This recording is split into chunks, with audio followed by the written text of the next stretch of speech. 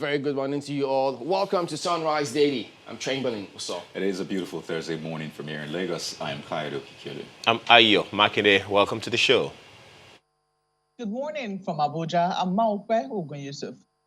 Well, yeah, you know, the figures of the COVID-19 cases and even the way the world is responding, you see scenarios, some trying to impose a lockdown, and then countries looking to those other countries and trying to see the experience, weighing their options concerning, can we afford this? What can we do differently? How do we improve from what these other countries have done, especially now that the airwaves are open for travel? I mean, in Lagos and Abuja, that is currently going on. But one area of equal concern happens to be education. That's very key because young lads are going to be supposed to resume. Some states had initially announced that. Don't forget that it was the PTAF chairman on COVID-19 who did make that announcement concerning people or students or schools, albeit those in the graduating class, to go back. Here's what he said at the time. Schools have not opened. Only critical examination classes will be allowed to resume for those who need revision before examinations. As we have informed you, the Federal Ministry of Education will consult further with stakeholders before issuing guidelines that will lead to full resumption for the examination classes. So thereafter, of course, there was mixed reactions concerning that, and we do remember telling you several times that cameras did hit the streets, and then to find out how are the people internalizing some of those decisions concerning the lockdown. After all, everybody wants to go back to life. They may have been tired of COVID, but COVID was not tired of the people. But it turns out, so we put out a poll and then asked the question of you to tell us what you think, if you thought it was safe enough to get back to school. And we also did bring you the results. Over 60% of the people who voted on this poll that we put out said, no, that wasn't going to happen.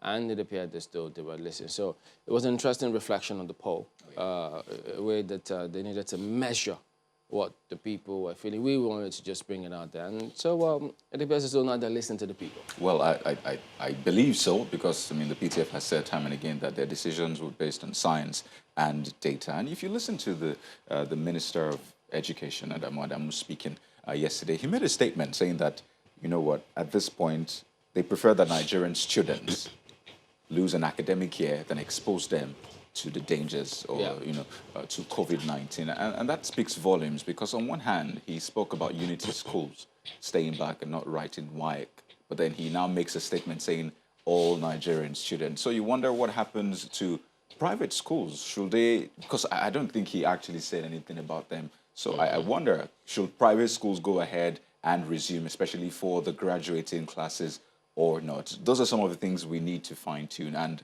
are we all agreeing that, you know, students should just skip this academic year? What do the parents think? We know what Nigerians think, and at least judging from that poll. But what do the 61% of people just thought it was not safe. 61.4 actually, and if you check the poll on our site, 61.4% of people believe that it is not time for us to open. I guess when we were asking that question, as you said, government, the PTF, COVID-19 saying it's only science and data. Well, of course, we've repeatedly asked the question. People have repeatedly asked the question. So what data do we have which would justify us opening the schools? Of course, many students are tired of staying at home, so naturally they want to get back to school, which is actually the concern, because how are you going to maintain all those protocols where students are concerned, especially those who haven't seen themselves in a long time? You know, all the high fives, all the hand claps, all the hugs, those ones are going to happen there. And just as the minister said yesterday, how are you going to maintain all of this? It's only just one. It takes just one student to spread it to those who may or may not have it in the school. And he was talking specifically about unity schools. Of course, Education is not on the exclusive list, so it depends on how the various state governments want to internalize this and exercise it. But the question then remains, how far will that directive of the Minister of Education go as far as other, Well, he's appealed to them, saying, Yes. look, well, for the federal government colleges, the schools under the supervision of the ministry, no one will be going back to school. Not be going to no WAEC at the moment. In fact, he wasn't so happy with WAEC at the time because while he said the conversation was going on, trying to see what they could do, WAEC appeared to be working at cross purposes. Yeah. And so he said, no, that they needed Yeah. to harmonize all of these things. Agreed, but that also brings the question of what do we do? What's going to happen to the school, the academic calendar? All schools are on lockdown, so to speak. Yeah, You know what I mean? I don't think they should pay attention to academic calendar above their safety. I and every agree. other thing. I agree. But the point that I'm making here is let the conversation be holistic. Let it be broad, so everyone knows that okay, this is what is going to happen at this time. If we need to renegotiate the academic calendar, why not? And you have to extend it to West Africa, by the way, because it's not just Nigeria, it's a West African thing. So the question is, I mean, Nigeria has the highest cases in the West African region. Yeah. And, some other countries have moved on, in quote. They don't have as much cases as Nigeria, especially in the West African region. So will they be, will they want to shift it, saying that, we don't have cases, it is your thing, Nigeria. So it's another thing. We need to expand that conversation around the West African region such that they get our buy-in. That is going to be a But big don't After also all, forget. in Kenya, they're not going back to school until next year. And then don't also forget that some of our neighbors who opened schools also closed schools back. Well, in New York, for example, they're going back to school in September, and they have way more cases than Nigeria or this whole region put together. So I understand it's different strokes for different folks here, but the conversation needs to be well-rounded, definitely. And I think it's also important to really carry the students themselves along to educate them what they need to do while they are at home. I think that's one of the major issues. That's here. what they have their parents. Who will have to go to work, by the way. Are you sure that even all of the parents have the buy-in Well, it doesn't of have to be government all. on this? I mean, everybody, the information is out there, but Yeah. it's always a continuous It really is a thing. concern. that I we said have it to once keep here doing. that it's not an easy time to be in government, but I don't know. Well, the I'm not people who in asked government. for saying it wasn't safe to Yeah. go back to school, now they have it. The authorities have said, okay, Yeah. look, we'll hold on. But Joe, yes, having said that, it shouldn't just stop at that. Some Absolutely. of those concerns need to be addressed. I mean, there's several of them, but maybe we should just get across. Markwe? Well, I think it is instructive that in our poll, it's not like as if the remaining 49% or 48% said that schools should open. There was another sizable chunk, beg your pardon, that was indifferent to the poll. They really couldn't care less. So there was the part that felt that we should open a small percent, well, not a small percentage, a significant minority felt that schools could go ahead and reopen. And a significant majority, of course, said no, they do not have the confidence. Because I think at the end of the day, what this boils down to is confidence. You can put all the measures in place. Look at all the countries that are opening up right now and look at what is happening, say, for instance, in the United Kingdom, where the government is trying to even build the people's confidence. They're offering them vouchers to eat out, because you can actually have the money and decide that, no, I don't feel safe yet. I keep my money in my house. But they know that a lot of businesses depend on this and they want people to be able to go out and eat again. So they're offering, free vouchers. So a lot of this has to do with confidence. And I think that people do not feel confident just yet to send their children back to school.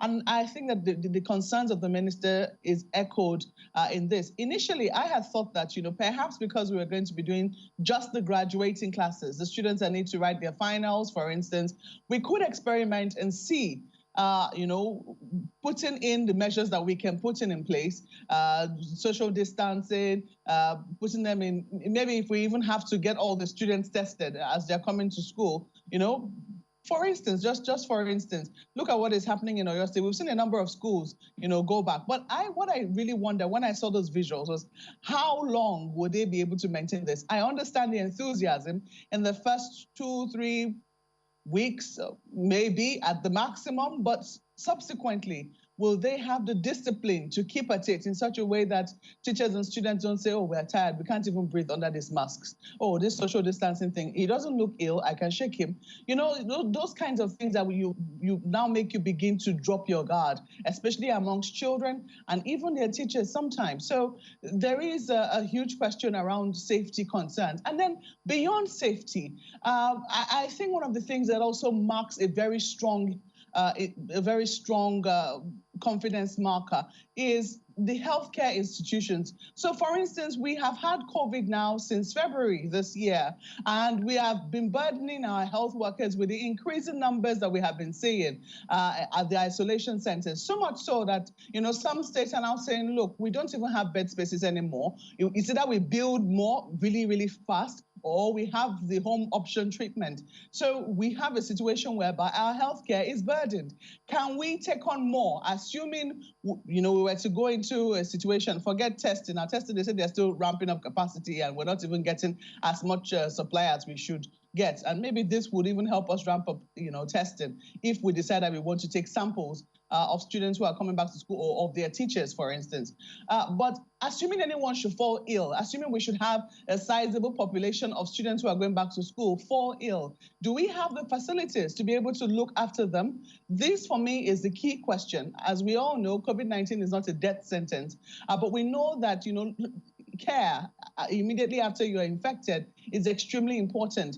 We keep burdening the health sector. Do we know if the health sector still has the endurance, the perseverance to be able to go on in spite of all that, you know, we keep throwing at it? Because when the economy reopens and the infection rates continue to soar, somebody is going to be paying the price somewhere, and that somebody is the healthcare sector. So I think that we should be able to balance things out. For me, if students have to lose a year, I'm with the minister on this one. I mean, you have to say, you have to be alive first for you to graduate. You want your people to be around with you when you're graduating. You don't want a situation whereby, oh, my mother wasn't there, my father wasn't there because they fell ill due to COVID-19, which you maybe had a hand in giving to them, and things of the sort. So, well, this is just the year that it is. Let us weigh the options very carefully. I think it will also be very, very helpful if the Minister of Education, yes, we've been seeing the Minister of State, and yes, they're both ministers. However, since he had the final say on this matter, it will only be fair if the Minister of Education appears at the COVID-19 briefing. I don't think I've seen him there once, to take questions on this matter and shed light on what the thinking is. And eventually when we go back to school, because we've already been told that there is a new normal, what exactly can parents expect of their children or for their children when schools eventually open? Gentlemen. Well, the minister, not only has he got to make himself available for that briefing, he's got to do the media round. Perhaps himself and the Minister of State have got to be on the same page in the narrative that they need to give to people out there, because the thing is, they need to know the kind of thinking that went in, that is going on, that will go on, as, for instance, if he says, it doesn't matter if they lose a year, he prefers lives to above going back if it's not safe. Much as, yes, we know, the schools themselves need to make revenue. I mean, most people, everyone, if not everyone, hardly hit by this. But the health sector, equally important, because, look, in some other countries, the results are not coming in that early anymore because of the huge number of tests that they're doing. So the labs are overwhelmed with some of these things. What is our own contingency plan? So these are all considerations, especially now that the airwaves are open. Interstate lockdown is off. So it's a huge challenge, and it's something that we really need to give quality thought moving forward. Here's what the minister said, though. Schools under the supervision of the Federal Ministry of Education will not reopen on August 4th or anytime soon. Our schools will only open when we believe it is safe for our children. And that is when the situation is right. Not when incidence of the infection is going up in the nation. Yesterday, we called a meeting of stakeholders who will tell us their situation and what needs to be done in order for it to be safe. While the meeting was going on, WAEC announced that they are starting on the... So let's see who they are going to start with. And I would also like to, at this position, ask those states that have already announced, I appeal to them, I think it is not safe. I feel responsible for all children, not just the children who are in federal government controlled schools. Please, please, let's save our children from this. You can just take one scenario. One infected child going into a class. Because, this social distancing is just some beautiful theory. When the cameras are there, everybody will be obeying it. When there is no camera, everybody will just be normal, especially children. One child is enough to infect everyone in the class. When they close class, they go to the dormitory. Everybody in the dormitory by tomorrow will probably be. So this is not the right time to open schools. I appeal to the states that have already announced to reconsider it. If we are given the choice, me as Minister of Education, if I'm given the choice, I don't mind Nigeria losing a complete school year than exposing our children to danger. I think their health is more important than the examination they are going to try. And WAEC is a parasite of the Minister of Education. They cannot determine for the government what it does. I think they should probably change their dates or will do without them.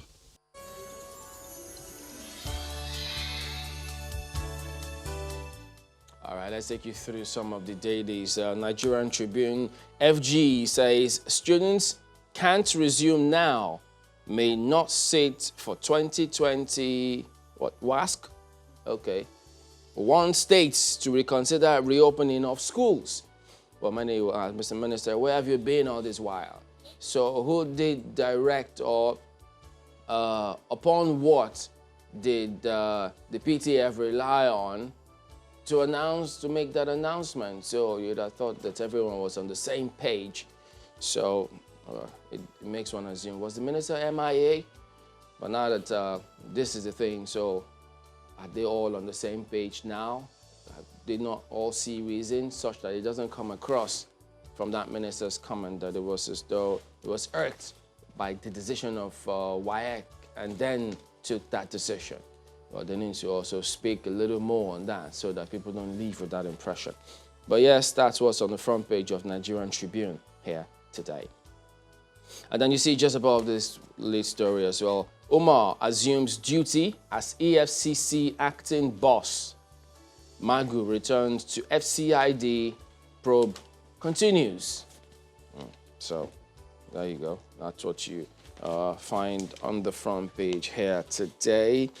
FAN, NCAA ensure strict, safe protocol as flights resume in Abuja, Lagos airports. So in front of the cameras, you see all of this being done, as perhaps the minister also said when the cameras are there.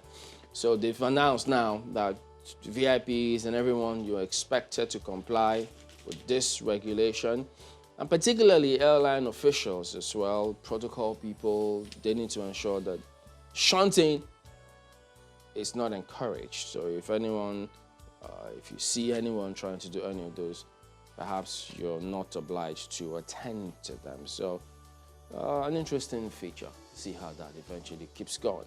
That's Tribune this morning anyway. Well, next up is Vanguard newspaper. And the headline, the biggest story. Day 3, more posers for Magu.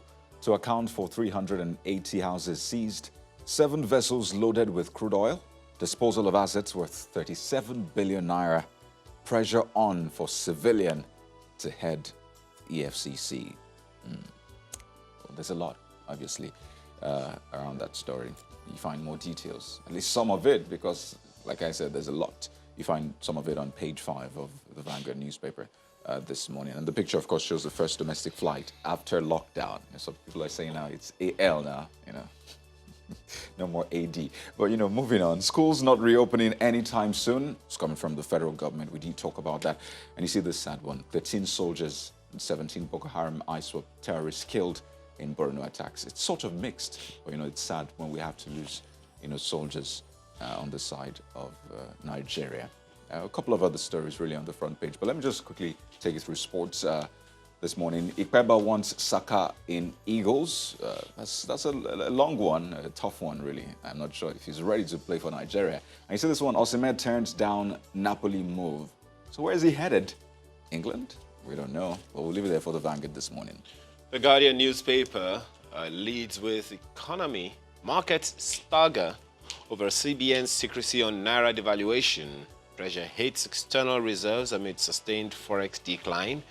Experts predict more hardship as import cost rises, seek multiple foreign exchange sources in agric and solid minerals. All of that continues on page 6 from the front page. You see that picture of the airport in Abuja yesterday. And the story right under it, 4 airlines off to good start, record 70% load factor.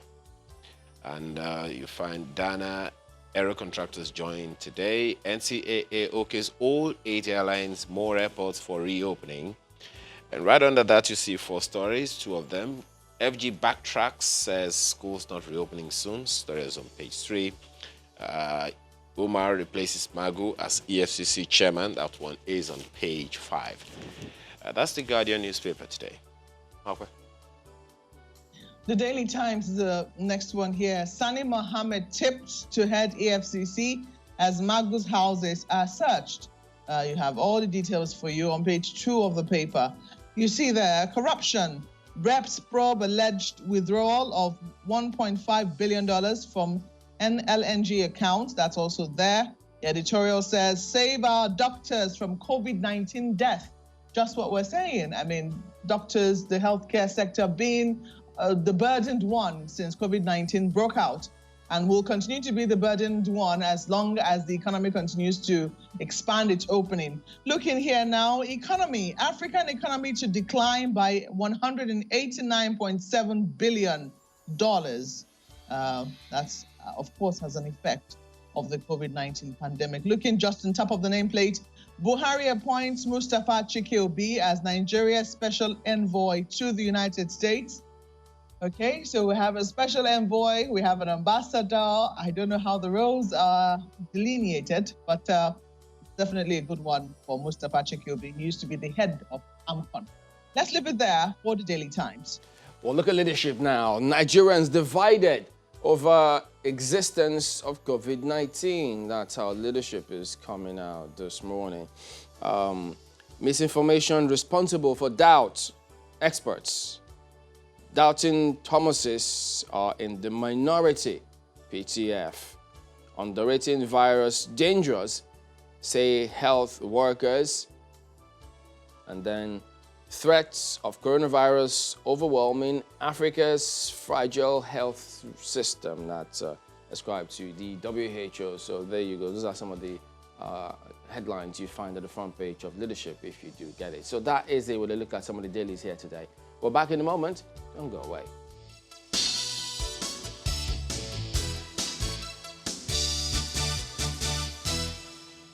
All right, welcome back. So the matter doesn't appear to have been sorted because, I mean, the Minister of State for Education, Mr. Keyamo, did issue statements. I mean, for Labour. Statements, Labour credited to him saying he remains the chairman, and then, well, unless the president tells him to do otherwise, which we haven't heard if that has happened yet. Well, to look at some of those provisions as required by law, we've got Mr. Abiodun Owonikoko, Senior Advocate of Nigeria, joining us this morning. Good morning, and thank you for joining us on the program this morning. Well, about this, yeah, thank you. About this particular matter, what's your interpretation of what the law says of this?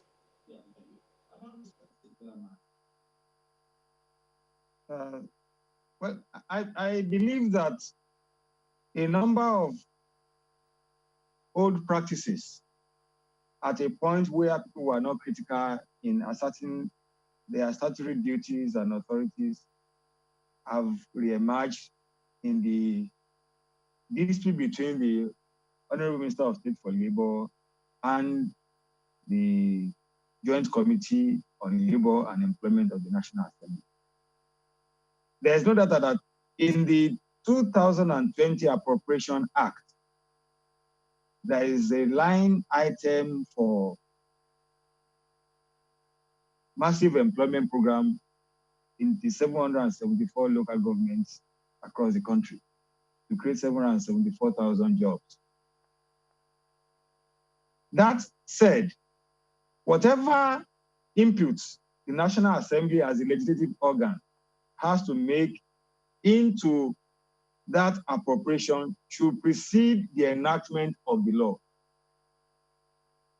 There is the budget preparation period when the various agencies of government interact with the National Assembly with a view to appreciating the priorities. At that point, members of National Assembly who represent constituencies have legitimate interest to ensure that provisions are made to at least meet the earnings of their political constituents, not for their own personal benefit. And the more of that we have, the more responsive parliamentary engagement with the constituency we will have. What we are seeing now is an attempt by the National Assembly to overhaul a minister statutorily vested with powers to supervise an agency of government that has been saddled with responsibility of executing this aspect of the budget. That is, from what I understand, although you have a minister, the main minister and the minister of state, in this arrangement, both ministers have their line of duties, although the overall supervisory authority lies with the substantive minister. The law that has been used or that has been identified to implement this line item in the budget is the NDE Act, the National Director of Employment Act. And under that law, the line minister is the chairman of the board, and it is to him that the DG of the agency makes day-to-day makes reports. All right. If I could jump in at that point, Mr. Wanigoko, the thing is, now, the president of the Senate, after that back and forth recently, before Mr. Kiyamo's, that comment he gave to journalists afterwards, he says the 52 billion naira was approved for the NDE and that the National Assembly consciously approved that for the NDE and that the NDE must then be in charge of that program. Yeah. Thank you. Well, I think it is totally wrong for the National Assembly to interpose itself in execution of laws that they have made. Because whether the NDE is identified as the implementing agency or not, the NDE is an organ of the executive and they operate under a ministerial supervision. It is wrong and unconstitutional for the National Assembly at whatever level to interpose, second guess, or hijack relationship between the minister and the line agencies, because the minister eventually, ultimately, is the responsible authority who takes instruction from Mr. President, that is the overall chief executive of the executive arm of government and even of the federation. The point at which National Assembly can intervene here is in the exercise of their oversight function. And one of the rules against abuse of that power is to get involved in actual execution of their own laws. Because when they do that, they lose the independence and disinterestedness they should have when they have to oversee the activity of the agencies that are implementing the law. But when I hear things like decision of the minister is null and void, that is a judicial pronouncement by a National Assembly. It is outside, it's ultra-vires National Assembly to determine how laws are implemented. But they can determine whether in implementing the law, there has been a lacuna that they need by way of amendment to change the law, or to find out whether the law is being implemented in such a way as to create corruption, waste, inefficiency. So these are the only roles left for them. If for instance, the Mr. President decides to scrap Ministry of Labor and then transfer the function of Minister of Labor and transfer the function of the Minister of Labor to probably Minister of Finance, it is totally the prerogative of Mr. President.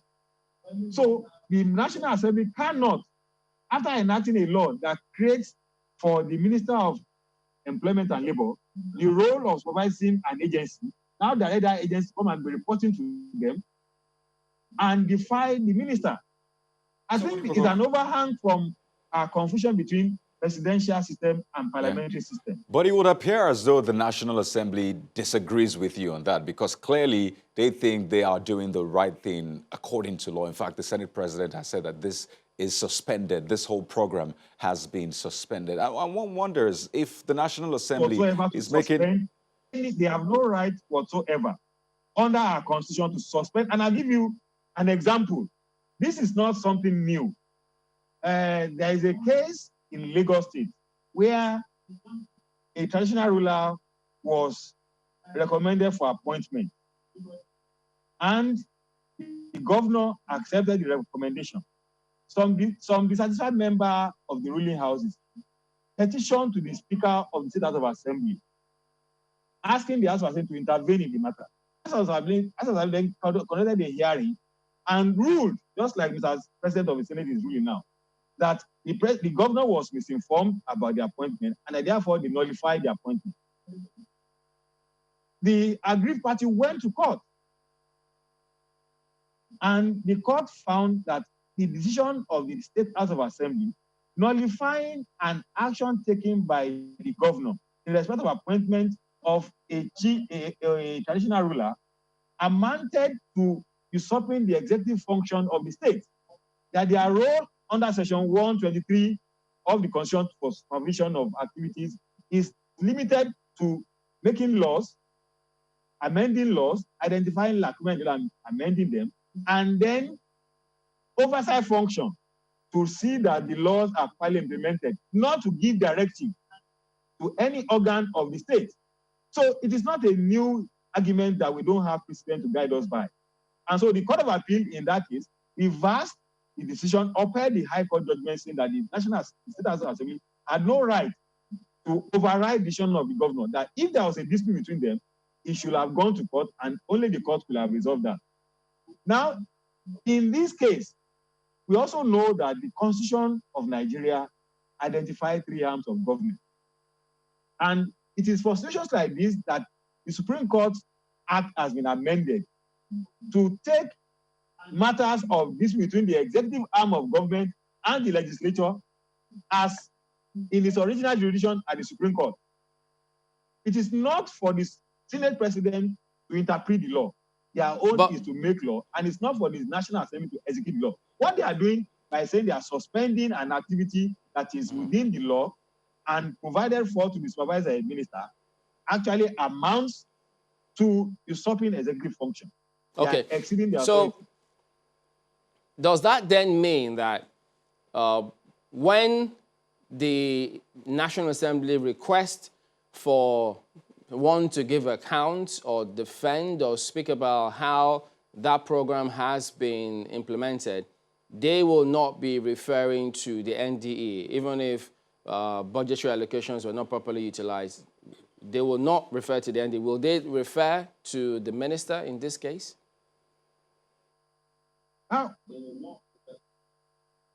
Well, if they need to investigate how the budget allocation is being executed or how the powers under the enabling law for execution of the project is being acted, they can summon the minister. The minister is subject to summon of the National Assembly. They can summon the DG. Any official of the agency they are interested in investigating can be summoned. But not for them to now hijack the function of the executive organ and begin to direct functionary of the executive arm how to implement their functions, like suspending an activity. They have no such power. If they have disagreement, they can indeed cause that relevant agency of government to be taken to court.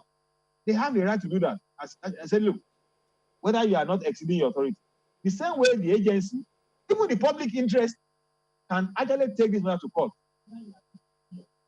Under the public interest litigation provisions, which the Supreme Court has now endorsed, matters of this nature can be litigated even by non-government functionaries.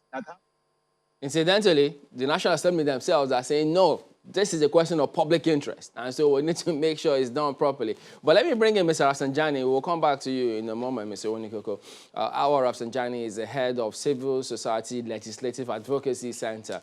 Good morning, and thank you for joining us today on the program. It does appear as though the advocacy for this one to be implemented doesn't seem to be going on well, or sitting well, at least with the Minister of State, in light of the comments that he's been making. From your perspective, in terms of who should be doing what, how, and who's getting it right and who's not doing what at this point? Thank you very much, and good morning, viewers. I think what is going on is just a manifestation of the confusion that you see within both the executive arm of government and the legislature. If we are to refer ourselves to the Constitution, which is the supreme document that clearly spells out what role executive should be playing and what role legislature should be playing, it will be very clear. There will not be any confusion. But I think, it is what is playing out is desperation for, first, from the positive side of view, for the lawmakers to see that, they are being seen to be doing something for Nigerians, because Nigerians have been criticizing them for just being idle, just collecting money without doing anything. So now it is an opportunity for them to showcase to Nigerians that they care for them, even though not necessarily within the confine of the role that they are supposed to be playing. The executive also, within the executive itself, there's also confusion, because the ministry and the agency that is supposed to be implementing this also appears to have some confusion. So my own take on this is that let us come back to the basics. The legislature will make the law and oversight and ensure effective implementation and compliance of laws, government policies and programs.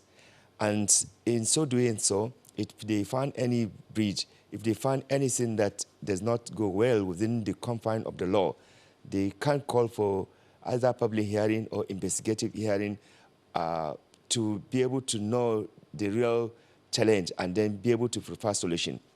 Now, in this situation, Nigerians have been out of job. Many Nigerians have no job, and this government in particular promised millions of jobs, to Nigerians. That has not happened. Now, this little window that has come to save some Nigerians, no matter the meager salary that is attached to it, now politics and personal interest and lack of clarity of roles and responsibility is making it difficult for the Nigerian people to gain from this opportunity of job. I think Nigerian... But Mr. Rafsanjani, apologies to butt in, but is there really lack of clarity of the roles, as you say, because the NDE acts are specific on some of who is where and who should be doing what. So wherein lies this lack of clarity which you refer to? Clarity is, for example, from the ministry to the National Assembly to even the agency, because if they all adhere to the provisions, the legal provision on their performance and mandate, you would have discovered that all these unnecessary quarrel will not come. But like I said, it is just desperation for some people to show that they care. But I would have loved if the National Assembly have been using this emotion and feeling and anger strictly on some of the provision that they are supposed to have as their responsibility. For example, a lot of corruption and looting are going on. You have not seen National Assembly coming out in this passion to say, look, enough is enough. We cannot continue to tolerate looters. We cannot continue to tolerate, mismanagement of our public, funds. So if that kind of anger is geared towards some of the things that really bring underdevelopment and bring, incapacitation in the country, I would have loved for the National Assembly to actually extend this anger, frustration, and demand for the right thing to be done. But, the National Assembly is actually expressing this maybe perhaps because of the way and manner the Minister, Percy Kiamo, has, actually talked to them, I think there should be dual respect. The National Assembly should be respected. We need the National Assembly. We need the legislature to advance our democracy, because the legislature helps to open up accountability, helps to ensure that the right thing is done. If you just leave, things the way it is going on without National Assembly intervention, no matter how weak the National Assembly intervention is, I am telling you, you will have seen more terrible sin. So I think National Assembly should actually direct its energy and its efforts, especially on those key legislative responsibilities that they have based on our constitution. If they do Mr. that, Rafsanjani, many Nigerian just people one moment. will always be pressing just one them. moment. There are a number of things that you have said. You've talked about the confusion in the executive. You've also talked about, some sort of confusion, if we can use that word as well, in the legislative end. From where you stand and from all that you have seen, all that you may have heard, what really is the crux of the matter? What's the issue that is causing all of this confusion from where you stand? It's, as you said, the laws are clear.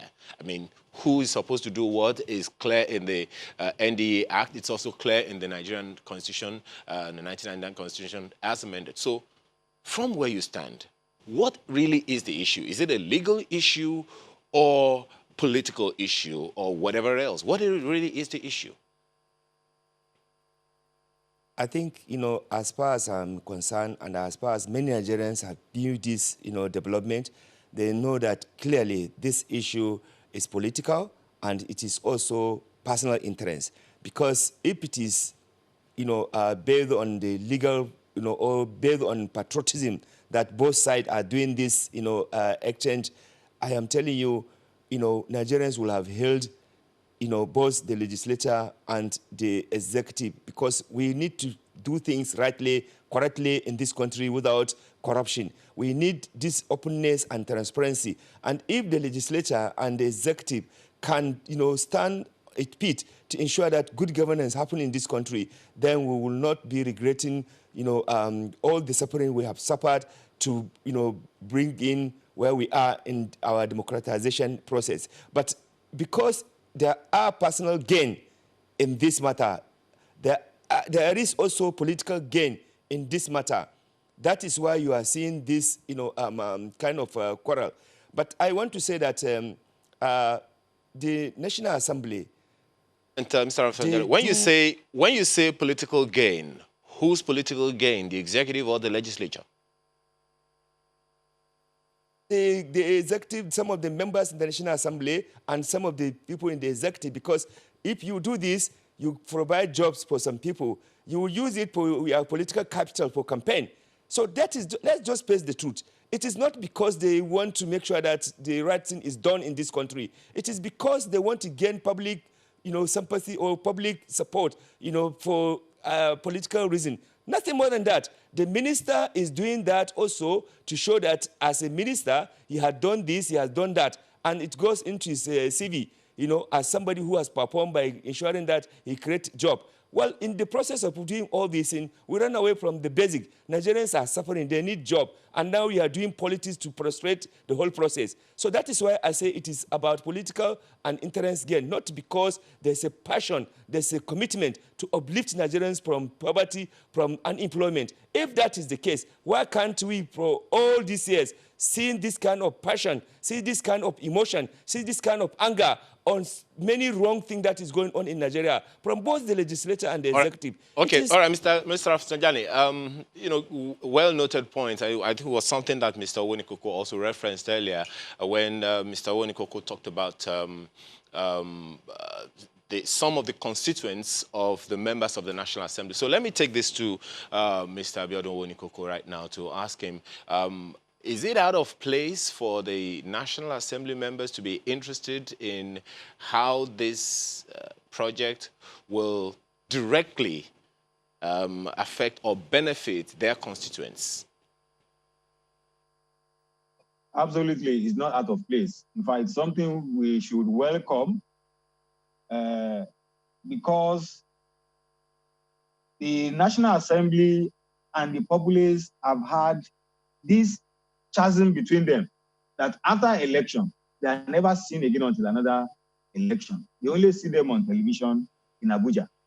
Now, this one pork barrel appropriation that parliamentarians use to connect with their constituents. The problem I have is that Mr. President at this stage should step in, because it is not worth all the trouble to be engaging in this showmanship in order for the necessary other for parties to show. Just one moment, Mr. Onikoko.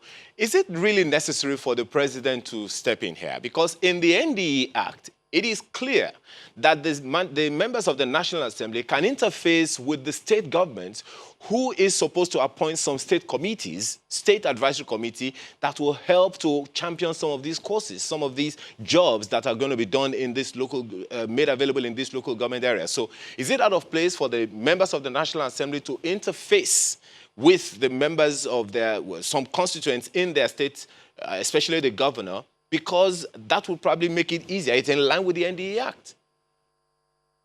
That interface is not about micromanaging the exercise itself. It's about being able to inject their own influence for effective implementation, not to hijack the process the way they are trying to do. And don't forget, the NDE Act was made under a military regime where, if I am not mistaken, the Minister of Employment then, under Attorney General Ike Nwachukwu, was the first to implement this program, when governors were directly reporting to Mr. President, head of state. So once the Constitution came into force in 1999, some of those provisions must be interpreted in line with the Constitution. The arrangement where parliamentarians in National Assembly talking with governors who are military governors to ensure that certain things are being done. That was the era. We had the National Assembly, and it's like a military head of state, and then some people were elected as governors, but under military dictatorship. So there was that mixture of relationship. But now that the roles have been clearly defined in the Constitution about separation of powers, all those provisions in the Act must be interpreted in the context of the Constitution, which shows that parliamentarians cannot be involved in executing laws. And that's what they are trying to do. They must interpret the provision of the NDE Act in line with the Constitution as an existing law. It must be brought into conformity with the Constitution. So this is where I think there is anything about legal confusion it's coming from. They are not contextualizing the provision of the Act within the new regime of constitutional supremacy. I believe that if they are properly guided along that line, this issue will be resolved. All right, but we'll come back to this. Happy at least that people are passionate about. Apologies, we'll come back to this in just a moment to take a look at some further provisions of the law and what it does mean. Please stay with us.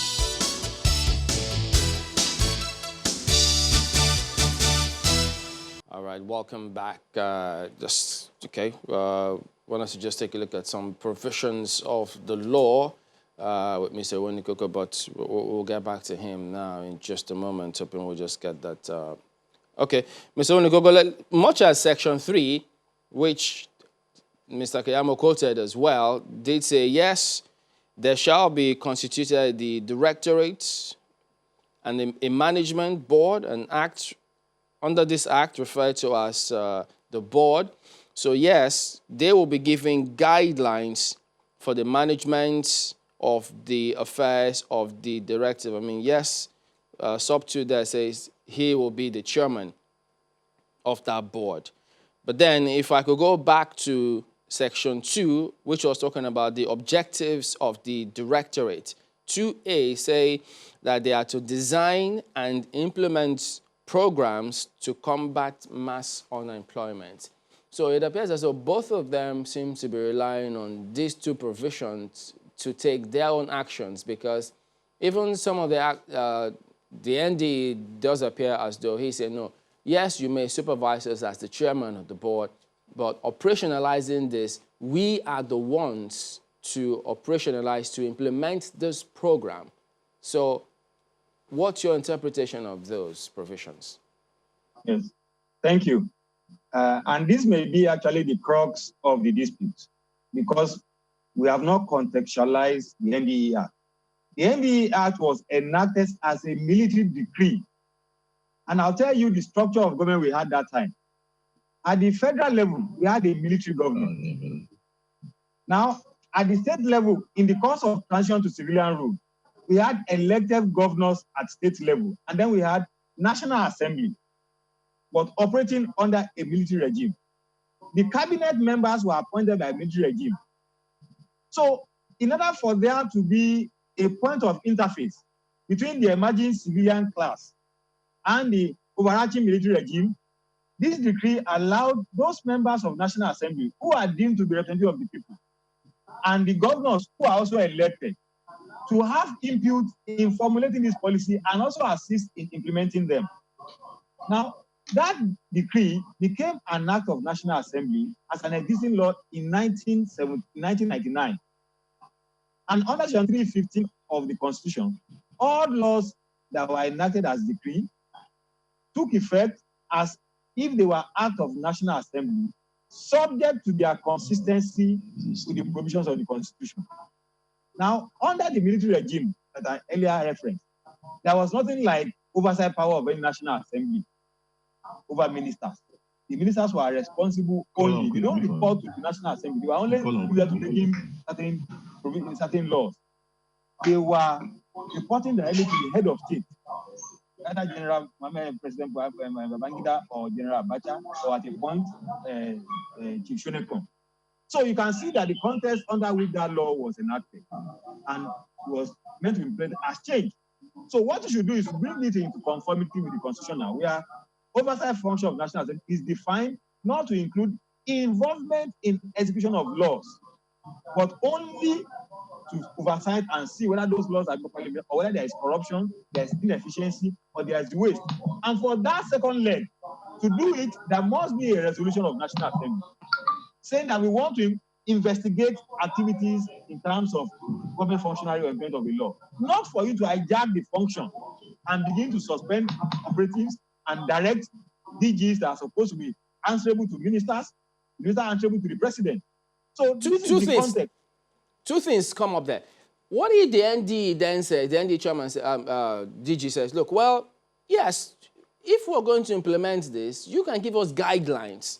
So when we're implementing, will they be out of place to then report to the National Assembly? Because insofar as the provisions are still there, what will he do? Will he be wrong if he does that?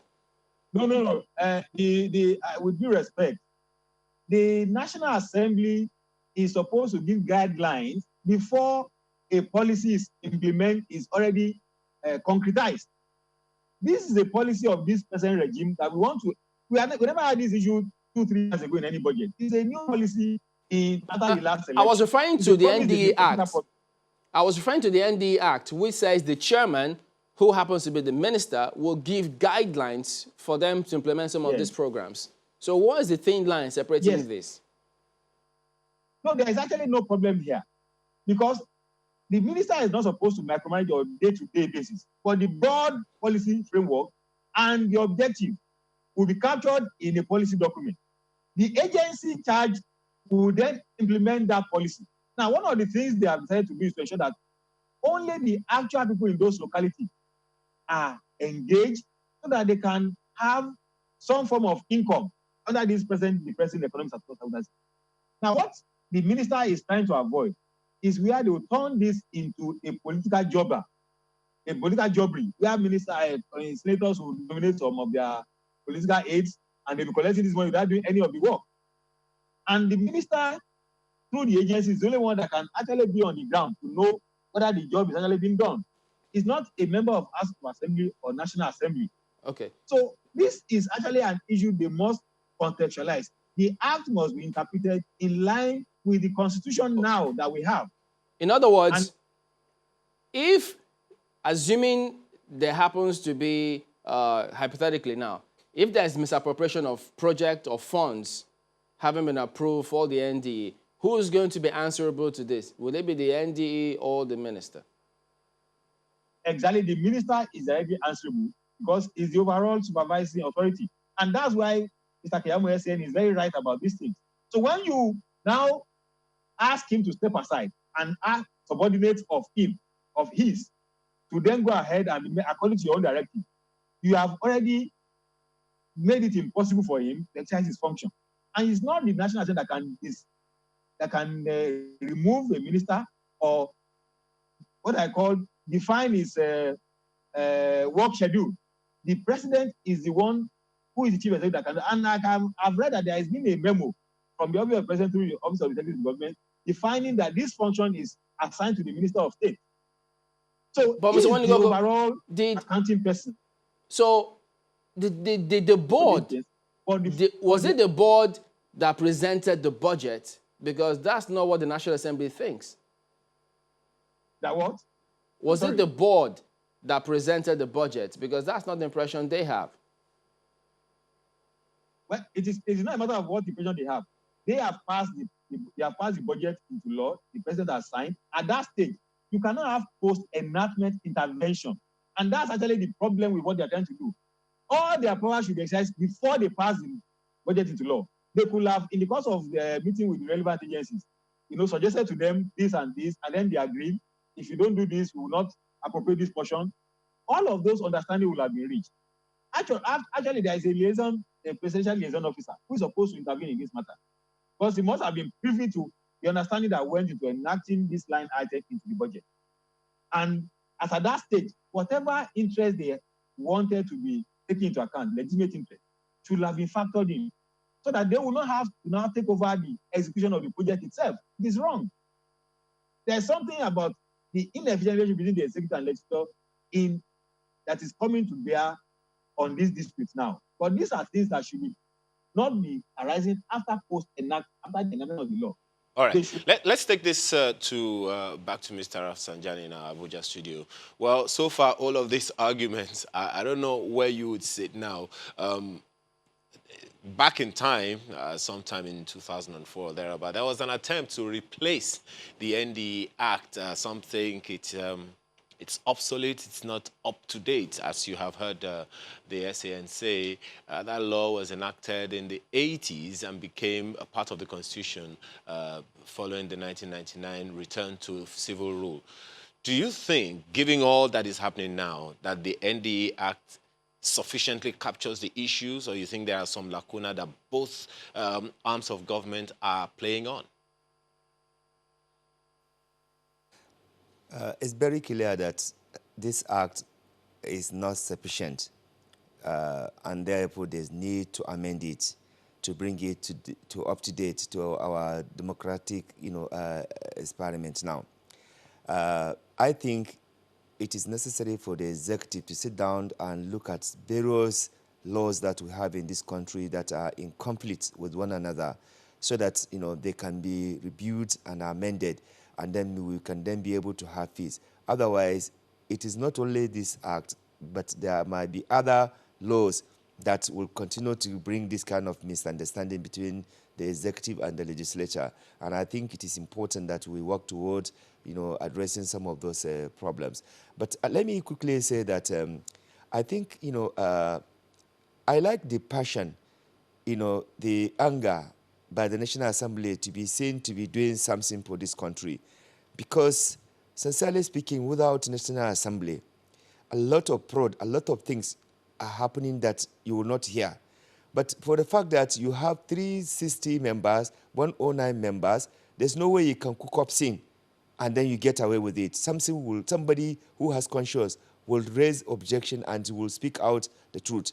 So the only thing I will appeal to National Assembly members, let them use those, emotion and anger and patriotism on the right faith, on the right cause, so that, Nigerians can actually beat their chest to say, yes, we have representatives that are genuine, that are really, in love with this country.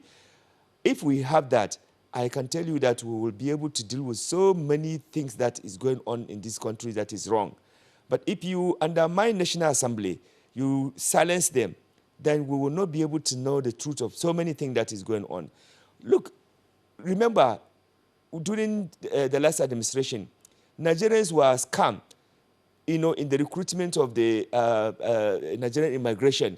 A lot of them, their money, they were extorted money, and in fact, in the process, even some people even die. Up to now, the minister then, who is now a senator, had so many issues to answer. We have not learned anything. If you leave this situation, this matter, it is because of the desperation of Nigerians looking for job. It will be an avenue for another extortion.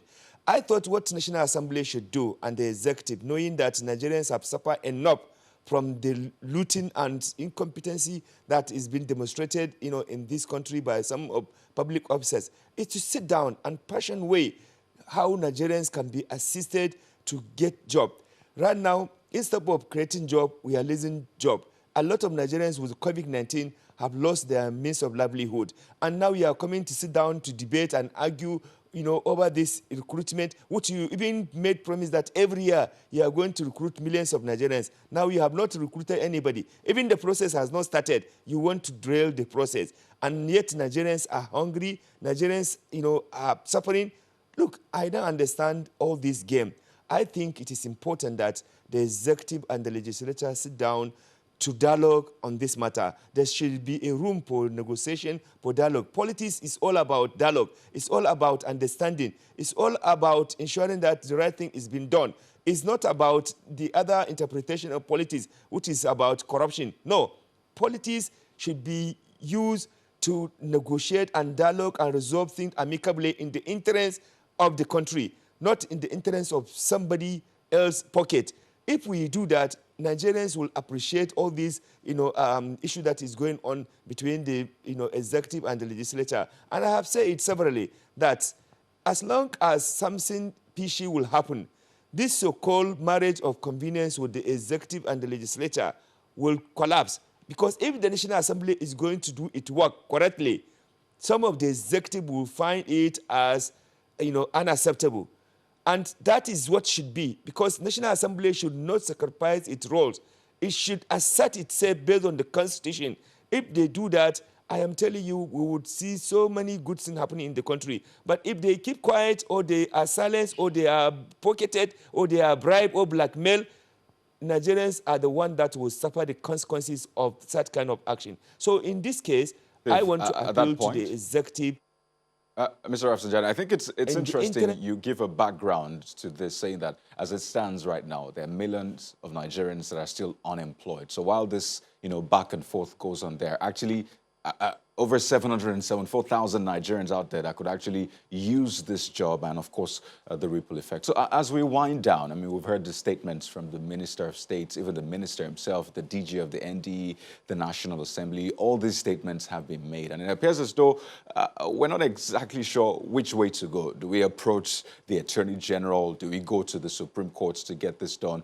Some are saying the president needs to speak about this. Some are saying this is a legislature versus executive kind of battle. What is the way forward as we round up on this conversation?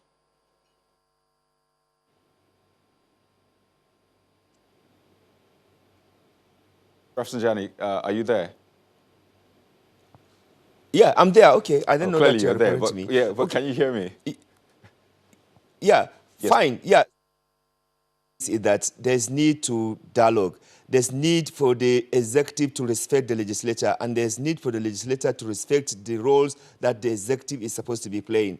The kind of activism you've seen, with the minister and the legislature, I don't think it will be a positive outcome, because it is as a result of that kind of aggressive, response that even the Senate president, out of anger, say that the program suspended, So I think we need to, cool down and see the bigger picture, which is about Nigeria and Nigerians, and not, the personality involved in this matter. So I will urge the executive through the NLDE and the Ministry of Labour and Productivity to sit down and have a dialogue with National Assembly members on this matter, because they also have a stake. Remember, everything, is about how you better the lives of Nigerians, if that is the interest that everyone is pushing there. So if that is the case, it means that there's need to sit down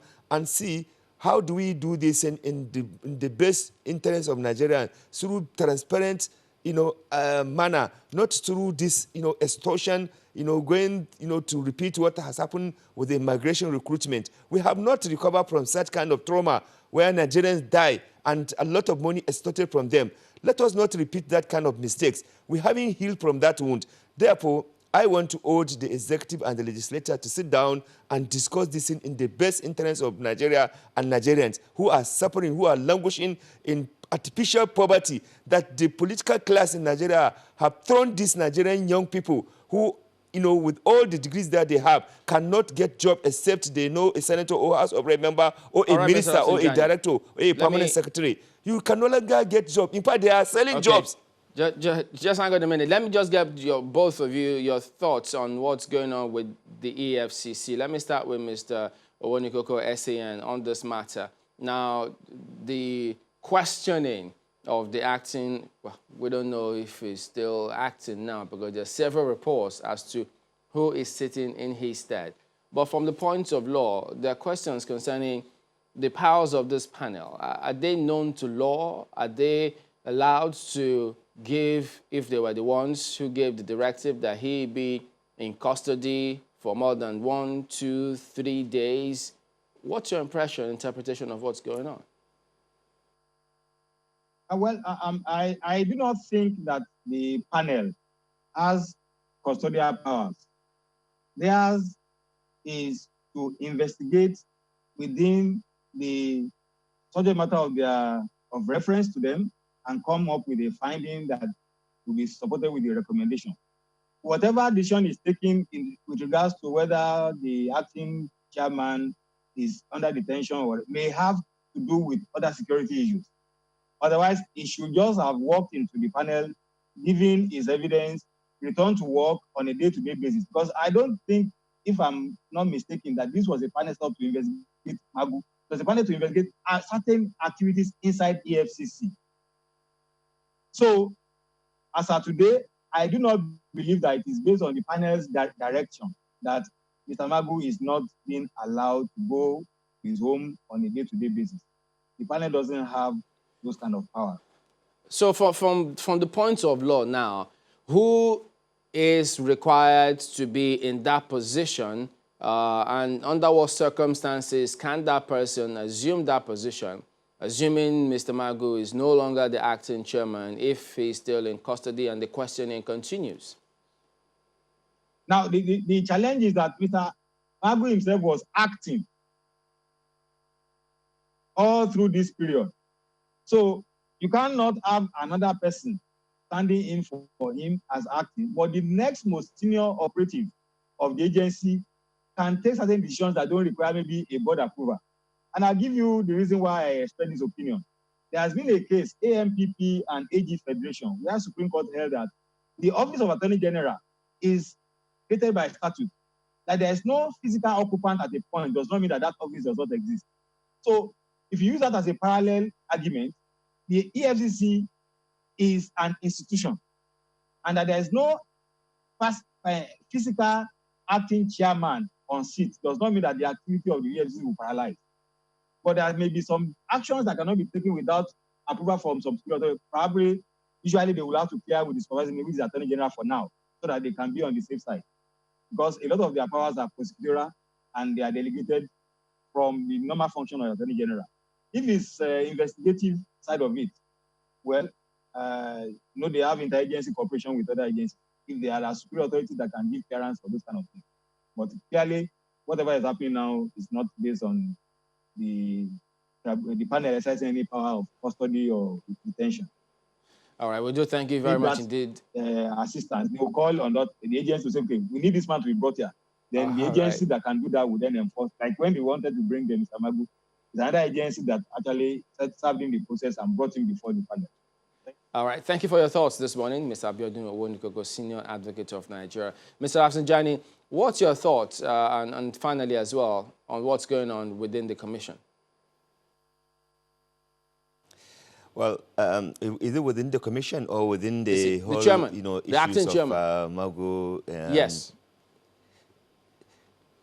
Well, I must tell you that it is not a good development for Nigerians and even for the government effort in the fight against corruption that, this kind of thing is happening, because it is going to be difficult to convince Nigerians now that Nigeria is ready to fight corruption.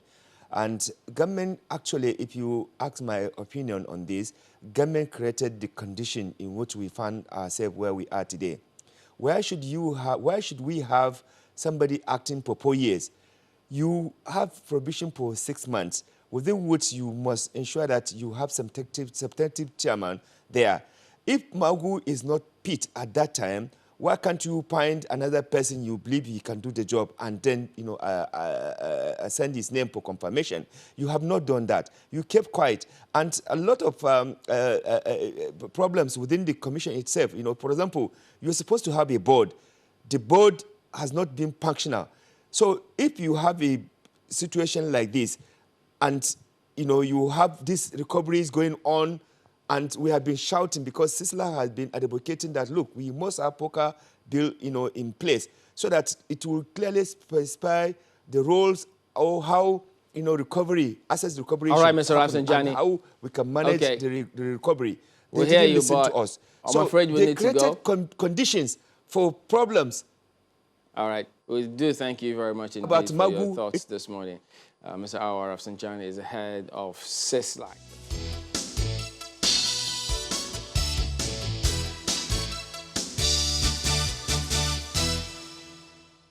It does appear as though questions as to, okay, it'll be good to see how this is operationalized, assuming the House concurs with it.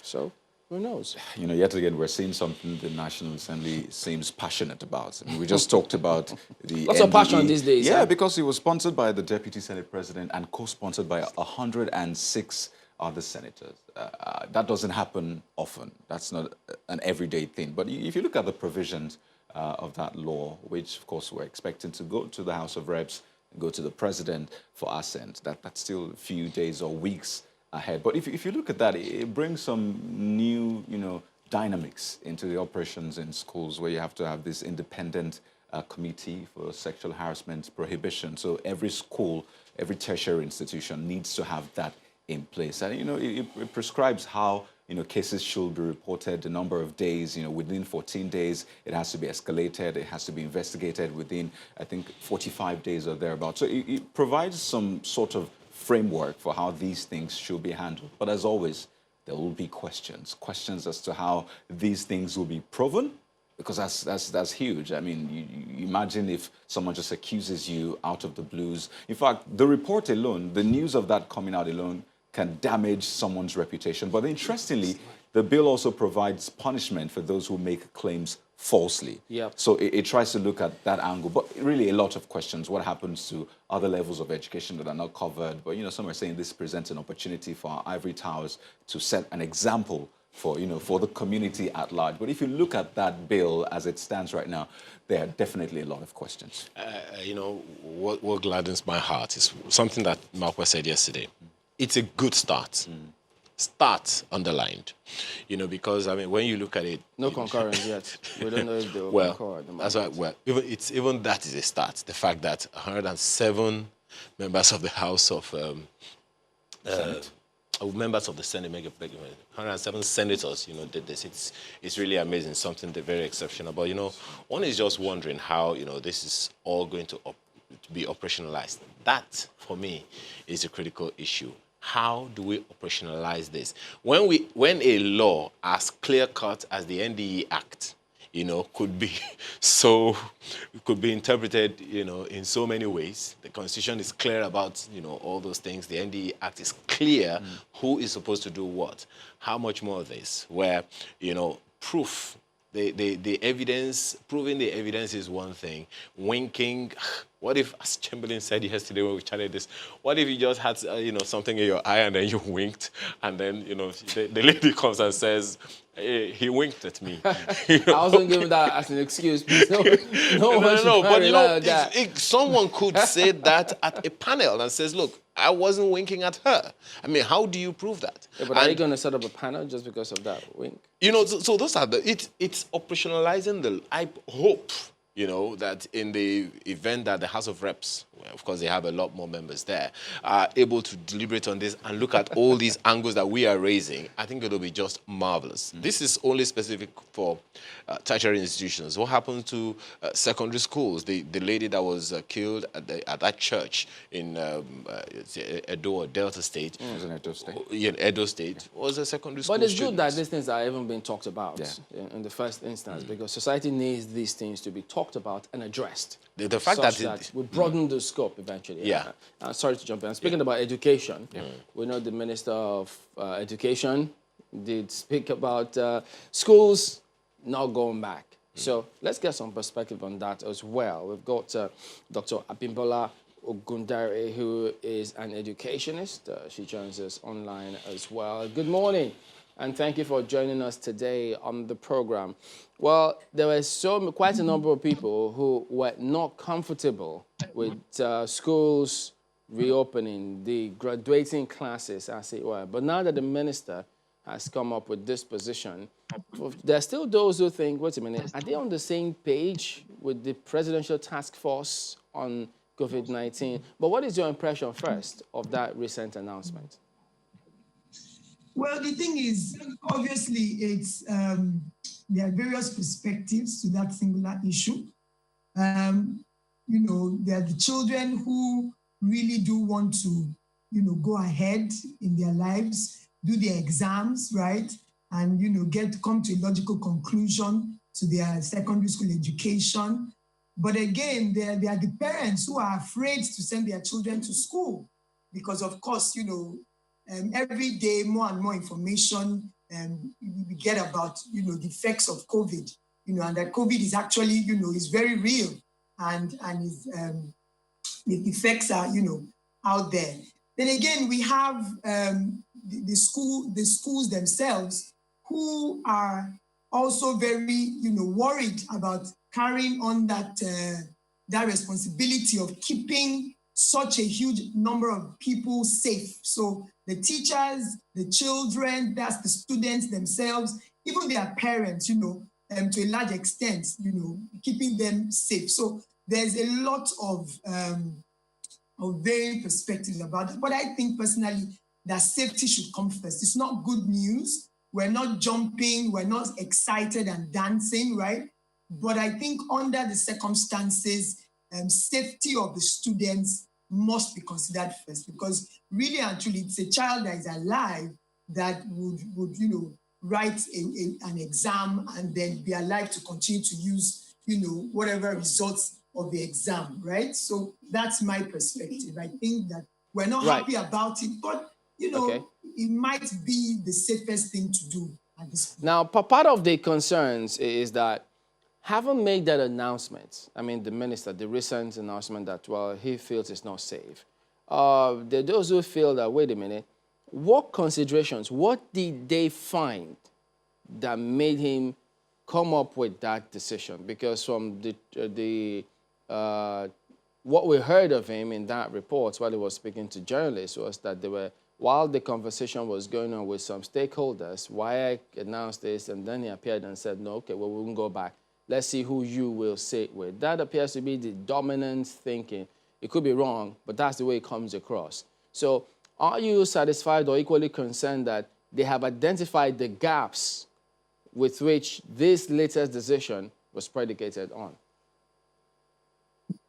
Well, the truth is, I have a lot of trust in our government to a certain degree. And I know that, you know, a lot of conversation, a lot of discussions, dialogue have been taking place concerning this particular, you know, situation, the decision. Because again, to run to run a WAEC exam in Nigeria is it takes a lot. It takes a lot. So it's not an online exam, right? So people are going to have to aggregate in the particular places all over Lagos, you know, Nigeria, and they would have to sit. So there are a lot of logistics, you know, logistical considerations for that. There's so much. There's really so much. So I think that it was a decision that they came to after really understanding, going further to understand what it takes to actually, hold that exam. And I think that, again, like I said, many children are in boarding house. So many of the children that are going to write the WAEC will probably have to go back to the boarding houses. How does that work? Are those schools ready? Are they safe? Are they, well, those safety measures, have they been put in place? Have they been so much to consider? Even if the children are in Speaking of school, things to consider, then, the considerations of Right. Speaking of things to consider, let me just put this in also, because the minister said, well, it'd rather we skipped this whole academic year than to put the students in danger. And for a lot of people, they're saying, oh, what is the implication of skipping a whole academic year? Is there really an implication to that? I mean, what does that mean, really? So you see, now the thing is, which is where that's the other side, really. When we skip a whole academic year, it then means that we are setting the children further behind, because we all understand the issues we have with quality, equity, and efficiency of education provision in Nigeria. So we are still playing catch up, as it were, to the rest of the world. So when our children are now, having to stay at home for a year, there's that. Then there's also the consideration of learning loss. There's also the consideration of the emotional effect that you have on the children, the psychological effect of just waking up every day and really having nothing to do, right? And so there's a lot of consideration that, there. But again, on the other side, we are thinking that safety, should come first. Safety should come first. Yeah, but, sorry to jump in again, and that's why they're saying, for those who are still concerned, that if they had that meeting with stakeholders, as it were, such conversation should have come up and it should have been mentioned in that meeting wherein that announcement was made, to the extent that, do we have to lose an academic year? Because some vice chancellors and some other educationists that we picked their brain thought we could still resort to online learning. So they don't have to be physically present in schools such that we miss 1 year. Okay, so you see, we go back to the issue of equity, right? So, all right, fantastic. Online learning can take place, but is Nigeria equipped for online learning to take place across all the socioeconomic divides? So yes, online learning can take place. A lot of private, schools just went online quickly and didn't look back. But the children in the public schools, public universities, public secondary schools, public primary schools, and blah, blah, how are they learning, right? How are they learning? And then, in Lagos, for example, they resorted to the TV. Is it every child that has TV? Is it every child that has electricity? So the issue would then just be that Oh dear, we appear to be losing you. I hope the system is not trying to tell us. You see what I'm saying? This is what I'm saying. But Dr. Abiodun, the part of that is that some of the VCs who also were on the program, when we put the question across to them, they thought that, yes, they can combine the online learning while some are still physically present.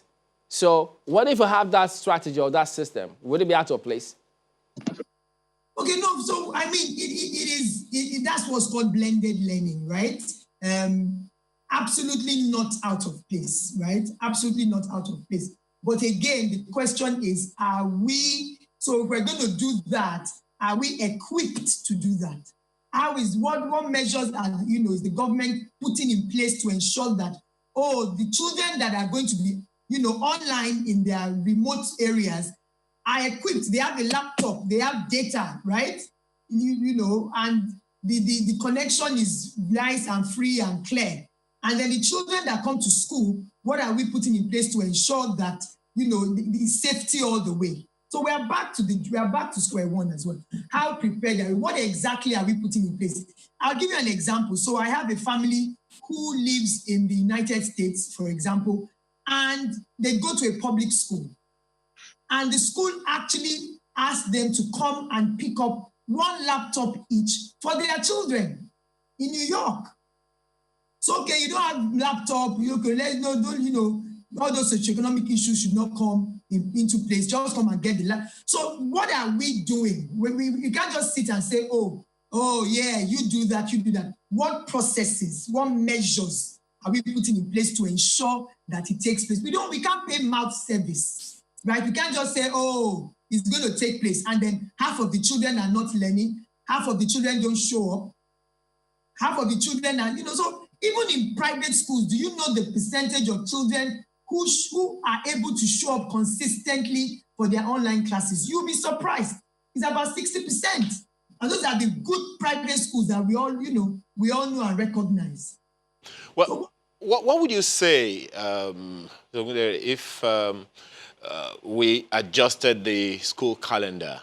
School calendar seems to run from, like, say, September till about, say, July, August of the following year. Do you think it is something we could consider? I know we are not the only country on our own calendar. We also have the same calendar with many other nations in different parts of the world. WAEC is an example, NECO and all of that, GSAT, and all those other questions, all those other examinations. Do you think it would be something that we could consider to shift the calendar year from September to another month, if a month further, since this is a global pandemic? Let the education community in the world come together, adjust that so that we can begin, so to speak, a whole new different academic calendar. After all, we change our education systems from one to another, 6334, and all of that. So do you think that is something that could be considered? Fantastic. So I like what I had a ready answer for you, but then you answered it when you said that it needs the collective agreement and effort and collaboration of the nations, right? Because if we in Nigeria just decide, oh, okay, guess what, guys? We're all going to just start school in December or January, and then the rest of the world, it remains, how do we integrate? So that is possible, totally possible, right? But is there that forum where the nations of the world agree to say, okay, you know what? Can we focus on safety? Can we focus on people just trying to keep alive? And then move this calendar to, for example, January, and say, okay, you know what? Because I mean, when I was growing up, it was January to December. People came together and said, change it to September to June. So these people can as well come together and say, okay, because of the pandemic, I mean, one thing always leads to another. So because of the global pandemic, we are then moving it back to, for example, January to December. But again, that needs a collective, that needs a unified approach and decision. All right, so I guess we'll now wait for the ministers and the PTF to, let's see, their thinking such that the others can latch onto it. But we do thank you, Dr. Abimbola Ogundere, an educationist. Well, let's get back now to Dr. Laja, who joins us via Skype. Dr. Laja Duka is a former chairman of ASU, as we did earlier. He joins us on Zoom this morning. Good morning. Thank you for joining us. We just wanted to clear some things before we come to you. But having seen the sexual harassment bill, which the Senate has passed, well, so those are some of the highlights of that particular bill as it is on the screen. Hope you can see it. We know ASU did have some positions. What is your impression now, having seen this pass by the Senate? Thank you very much, Chamberlain and others there. First and foremost, let me make it very clear that as far as we are concerned, ASU, we are opposed for any form of sexual offenses. Particularly, we try as much as possible to make sure that we educate our members and ensure that they don't act in ways that compromises their role as lecturers. Our position against the bill is based on cardinal principles of law. First and foremost, the first thing is to say that you don't make law that is actually discriminative and try to criminalize a particular set of people. If you look at it, the operational word in the bill is just educator. It speaks about the educators, and it actually puts the tertiary institution into a form of a different enclave on itself for an offense that is common and is pervasive in the whole of society. Again, yeah, there is no doubt that girls and the women folk are much more vulnerable in our society. But that equally will not be sufficient to make laws that will just only look out for their interest. Boys and men are equally sexually harassed in different setup in the society. And beyond that, the bill actually focuses on students, lecturer harassment, not the other way around too. Because from experience, and this is obvious and can be confirmed, this issue of sexual harassment is not a linear situation, a one-directional occurrence. And again, there are equally a very large incidence and occurrence of student-to-student harassment, which the law does not equally take care of. And again, the presumption of innocence in Section 7 of that law is actually worrisome. A research just came out from some of our colleagues in LASU, and it will amaze you to know that 34% of girls, students in LASU are sexually active.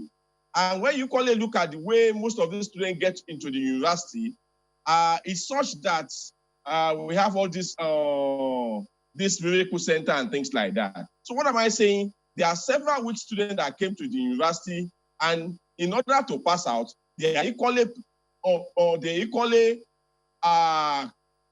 go a long way to equally compromise lecturers. So all right, Dr. Dukoya, pardon me, just hang on a minute. We'll go to break, then we'll be back and let you conclude your thoughts in a moment. Please stay with us.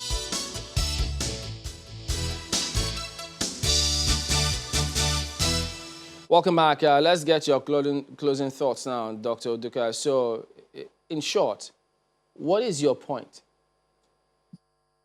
Yeah, the point is this, that in as much as we should do everything possible to protect and to ensure that there is no sexual harassment in our higher institutions, the point of action is that you cannot, and it is wrong, to discriminate and against higher institutions and criminalize lecturers, because this is a crime that is society-wide, and there are enough provision in the penal code, in the criminal act, in the child, in the criminal code, in the Child